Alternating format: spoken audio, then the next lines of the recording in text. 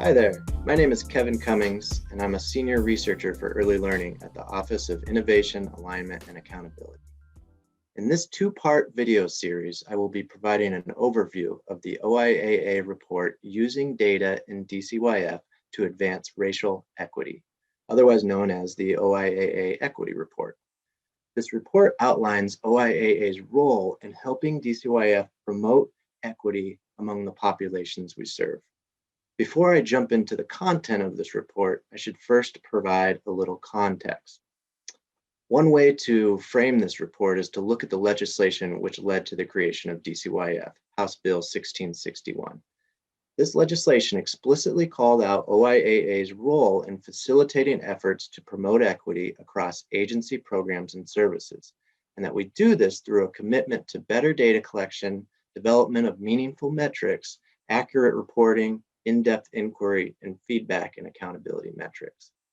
So the purpose of this report is to summarize initial work OIAA has taken towards these ends and to provide a blueprint of sorts for the agency moving forward. We do this by focusing primarily on our responsibilities around data and performance metrics, which we think are foundational to the agency's ability to address matters of equity. After all, you can only address something insofar as you have the ability to measure it.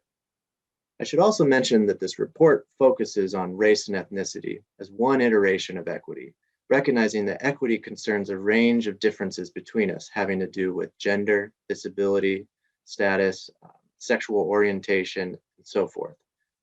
We use race and ethnicity as an example in order to simplify and conceptualize a larger conversation about operationalizing equity. So with that context in order, we can now jump into a bit of the content of this report.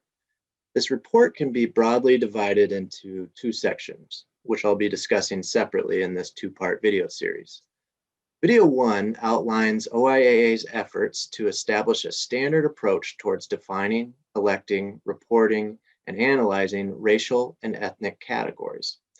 We also discuss implications of a data collection standard for building a more aligned data infrastructure that we can leverage to address the topic of equity across programs and services within DCYF. Video 2 addresses OIAA's current capacity to identify metrics in the available data that can be used to advance equity. So once we have the data, how do we use it to answer important questions about where there may be disproportionality in service representation and disparities among these populations across key agency outcomes? We conclude part 2 with a discussion of the importance of continuing to develop analytic approaches that facilitate deeper dialogue and collaboration around the topic of equity.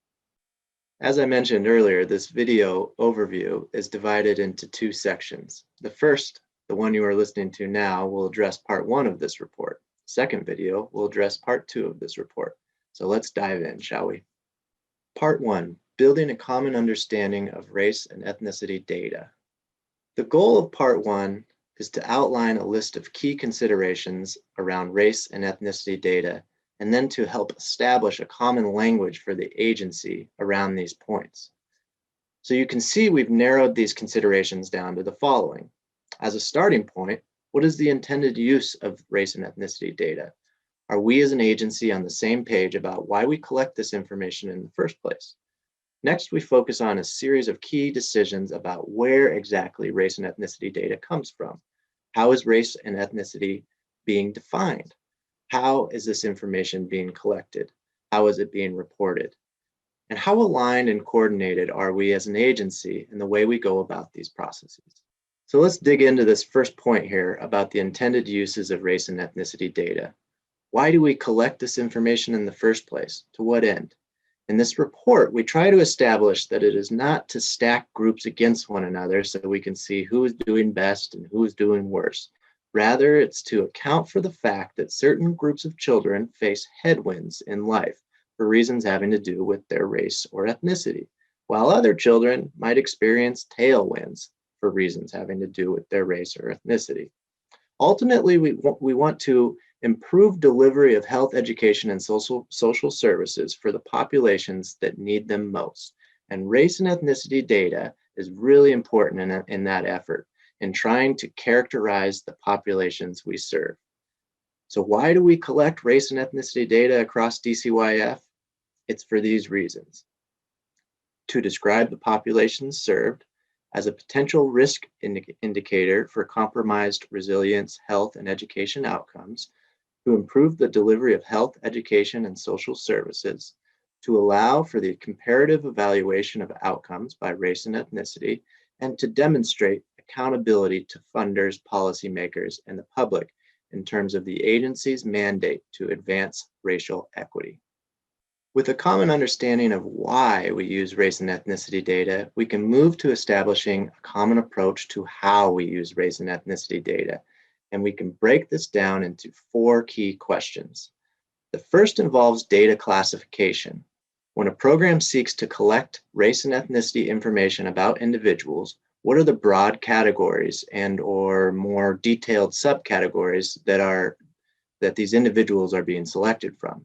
In most instances, programs and services follow the standard put forth by the U.S. Office of Management and Budget, which is used by the U.S. Census.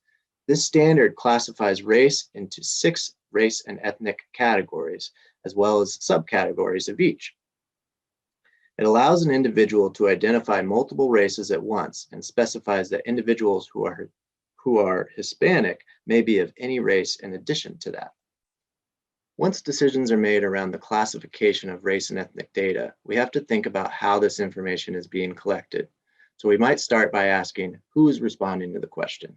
Is it a parent or a guardian? Or in the case of JR or an older child welfare population, maybe it's the youth themselves who are responding. And how are these individuals being prompted given the race and ethnic categories we outlined a moment ago? Are they able to select all that apply if a child is of multiple races, or are they simply instructed to select multiracial in this instance? In this report, we are sharing where OIAA stands on these process decisions. These decisions that might be a little murky from program to program, where guidance is not well understood or is not widely available. For example, OIAA is formally establishing that race and ethnicity data should be based on self-report.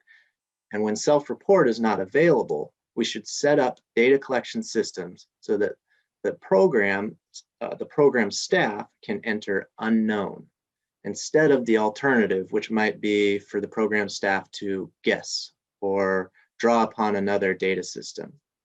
Additionally, OIAA establishes in this report that when individuals are indicated to be of multiple races or ethnicities, data systems should allow respondents to select all the race or ethnic groups that apply, so that we can retain the detail around each of the race and ethnic, around each of these race ethnicities that were indicated, instead of being left to interpret a broader multiracial classification for that person. Finally, programs have to make data collection decisions regarding unreported data or non-responses. In other words, what exactly is the staff member who is collecting the data instructed to do if the individual reporting the information either doesn't know the race of the child or declines to provide this information? Are they making an educated guess? Or are they pulling from another data source? Or are they simply marking unknown? In this report, OIAA formally recommends marking unknown. Next, programs and entities that use their data must make decisions on how the data is to be reported. And a key decision here is how we report individuals who are identified under multiple races. Commonly, programs will rely on a standard for reporting data which simply reports these children as multiracial. Yet we know that this approach limits our ability to understand vulnerable subgroups of children who may be rolled up into that category. For example, we know that American Indian and Alaska Native and Black children are 2 groups who experience the greatest and most consistent disproportionalities in Washington, and they are increasingly more likely to be multiracial at the same time. And that brings us to this reporting standard developed under the Washington State Racial Disproportionality Advisory Committee, the WSRDAC, otherwise known as the WSRDAC. The WSRDAC reporting standard was created to better understand and address disproportionalities that might be hidden in a broad and growing multiracial category. So when we have data that was collected with sufficient detail, we want to report that data in a way that captures that detail. Originally, Children's Administration adopted this method years ago at the recommendation of the Racial Disproportionality Advisory Group and found it useful. We in OIAA have worked with it for the past year or so and have also found it to be quite useful during that time. Thus, the recommendation that the whole agency move in this direction. It's also important to note that OIAA has introduced a slight modification to the original WSRDAC reporting standard, which we call the WSRDAC Modified, or the WSRDAC M. The change involves the categorization of Hispanics, who are also of one or more additional races. In the original system, a child coded as Hispanic, Asian, and white would fall under the multiracial other category. Under the revised standard, we would categorize these children as Hispanic. The thinking here is that we should prioritize Hispanic in this way rather than rolling it up into a separate group, because we know that the Hispanic identity, regardless of multiracial variations, is associated with consistent disproportionalities and disparities in outcomes. We think that the modified WSRDAC embraces that fact in a more appropriate way. Finally, cross-system alignment. Once we've established these key considerations around race and ethnicity data, the question becomes, how do we create continuity across programs and services within the agency and how we approach these decisions and processes? The other question is, what's happening currently? As we discussed earlier, it's difficult to leverage the unique advantage we have as an agency in linking populations together if these programs and services are all collecting information in a somewhat different way. In writing this report, a considerable amount of time was spent collecting information from programs about all the things we just went over. And we found that not only was there considerable variation in approaches, there was surprisingly little formal guidance programs had to go off of in the first place. For example, we learned that in some cases, if a parent chooses not to disclose the race or ethnicity of the child, it's sometimes not clear to staff what to do next. So this highlights the importance of having a formal and clear guidance on these steps that may otherwise be overlooked. So the first step in addressing this issue is to take an inventory of what these processes currently look like, and then using this as a starting point for establishing common standards and practices more systematically. This concludes part 1 of this video series.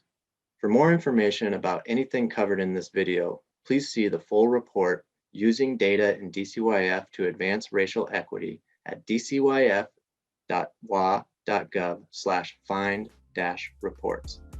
For additional questions, contact OIAA at dcyf.wa.gov. Thank you.